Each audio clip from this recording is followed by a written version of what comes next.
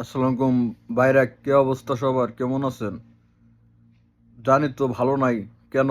আমিও ভালো নাই। আমি এক প্রবাসী। বাংলাদেশের যে পরিস্থিতি, যে প্রবাস আছে সেই বলতে পারে কি কারণে তার পরিবারের লগে যোগাযোগ করতে পারতেছে না। আমাদের হাসিনা খালা যা পরিস্থিতি দেখাইতেছে আমাকেও, তা ধারণার বাইরে। এখানে বাংলাদেশের জনগণ হয়ে গেছে রাজাকার। আমরা হলো রাজাকার। বাংলাদেশ নিয়ে কথা বললেও সমস্যা।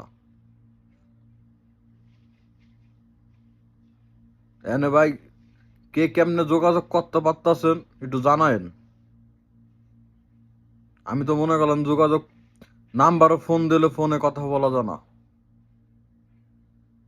যে কোন বিষয়ে যোগাযোগ করা যায় যদি কই জানেন একটু কমেন্ট করে জানায়েন। কি লেগা ফ্যামিলির পরিবারের লোক কথা না বলে তো যারা প্রবাস আছে তারা তো বুঝেনি কত ভালো লাগে না মনটা। সারাদিন কাজ করা হয়, রাত্রে এসে একটু কথা বলা লাগে। যে যার পরিবার আছে সেই জানে। আর আমরা তো এখন হয়ে গেছে রাজাকার। আর মনে করেন এটাই কথা, বাংলাদেশে 3 মাসের ভিতরে কই টাকা টুকা পাঠাইয়েন না, তো মনে করলেন আমরা রাজাকার নাকি তার প্রমাণ পাওয়া যাবে না। আপনারা কি করেন? এর লাগে আমার একমতে তো আর কোনো কথা নাই। আপনাদের 10 জনের মত দরকার আছে। আর বাংলাদেশে হাসিনা তো পলায়ে বয়ে রয়েছে স্পেন যায়। সত্যিটা মিথ্যা বলতে পারতাছি না, অনেকেই কাছে শুনতাছি হাসিনা স্পেন যায় লুকিয়ে আছে।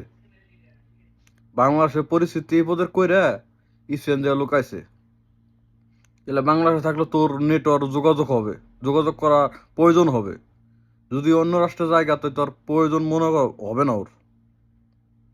কি কারণে? ওর সবকিছুই তো পাইতে আছে।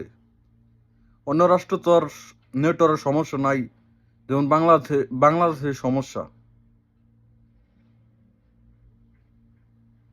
আমরা প্রবাসীরা হয়ে গেছে মনে করেন বোঝা ওর।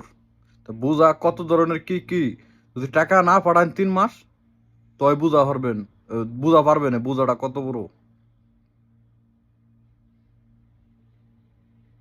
মন্ত্রী থাকবে মন্ত্রীর মতন।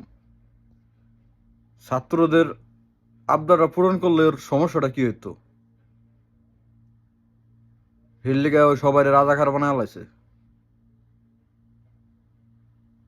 দুঃখের কথা কি কুমার। বাইরে সবাই ভালো থাকেন। আল্লাহ হাফেজ।